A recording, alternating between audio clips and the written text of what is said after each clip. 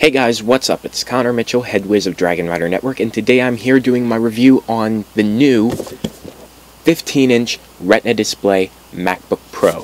This is the computer I got about 2 months ago and did my Halloween unboxing on. So anyway, throughout this review I will be comparing it to last year's 2012 15-inch MacBook Pro, and as an added bonus I will also be comparing it to my 2009 MacBook Pro, which does not have a Retina display or flash storage or is as thin. So that way, for those of you who did not upgrade to last year's model or this year's model, hopefully not yet, then I will be able to give it a comparison for you guys and you can make your judgment from there. So anyway, let's get started.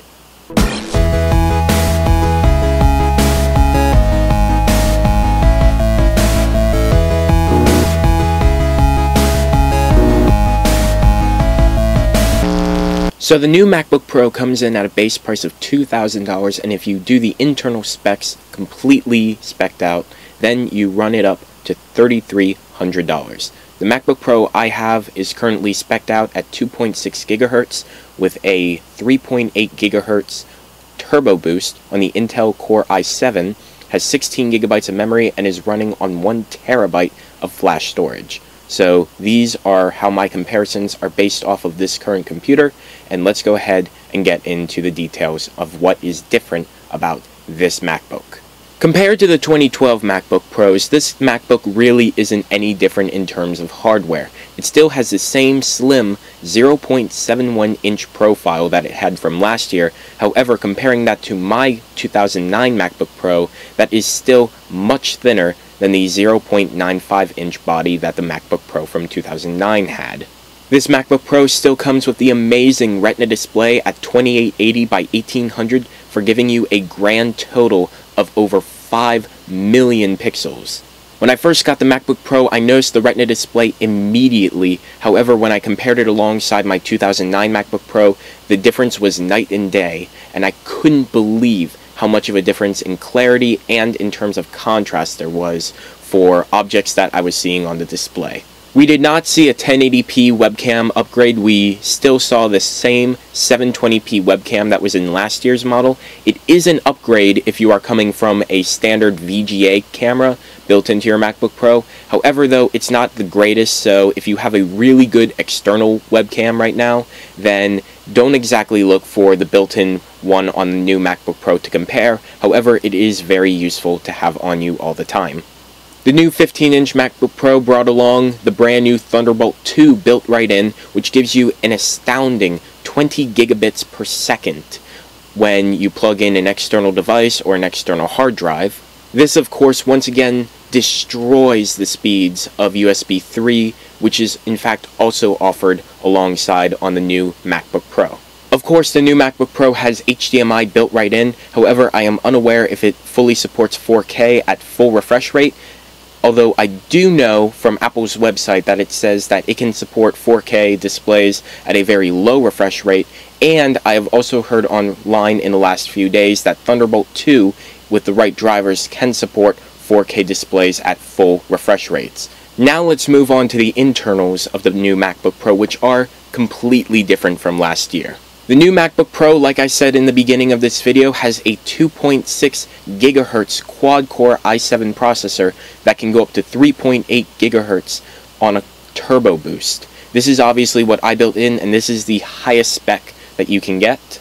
These processors also have the brand new Haswell architecture, which we have been looking for the last year in these new MacBook Pros. What this does is it brings you better power efficiency, so that way you can have longer battery life, but what it also does is it gives you a slight boost in speeds and a boost in internal graphics.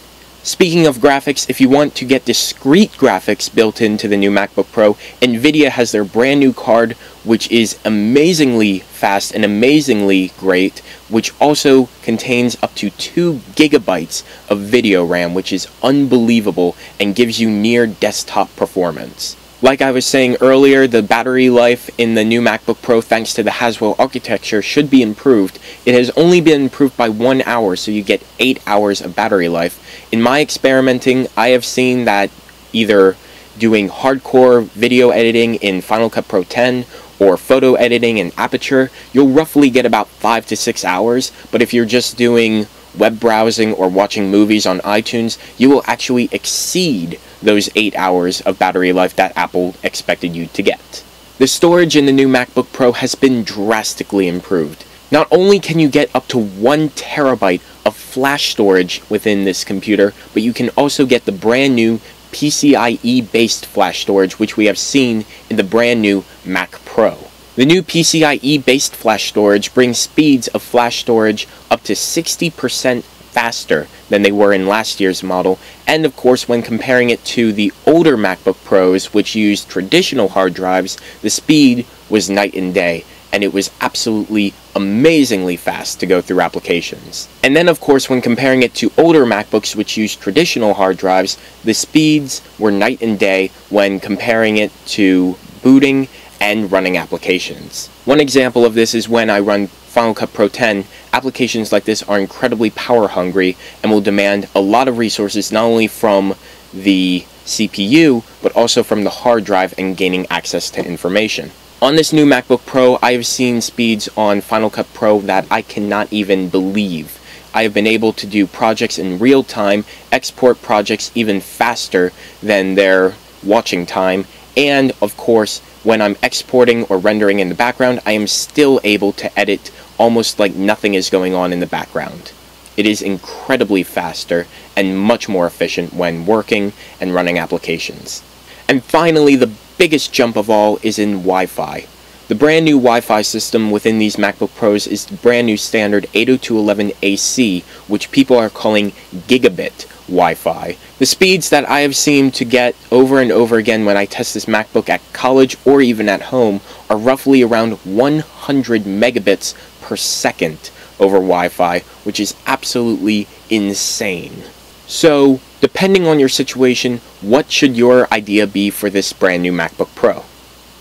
Well, if you have the 2012 model from last year, unless you're looking for better graphics performance or a much bigger hard drive, then there really is nothing to look forward to in this unit. However though, if you were like me and had a unit of a MacBook Pro that came before 2012, this is definitely a machine you should really consider. It's faster, it's thinner, it's lighter, and it's blazingly fast. For the last 2 months of me having this computer, it has completely changed my way of using applications and being able to get things done. It has made it incredibly faster to edit and export movies. I have been able to do exports of movies that I put together for unboxings and reviews in about 30 minutes, and it has been absolutely a joy to use. So anyway guys, if you are looking for the unboxing of this, make sure you go on my channel and check it out. I got this MacBook on Halloween, so I will be wearing some form of a costume in the unboxing as well. And of course, if you're looking for more content like this, make sure you subscribe to the channel, and also check out all of my social links down in the description below. So anyway guys, I've been Connor Mitchell, and I will catch you guys in the next video. Talk to you then.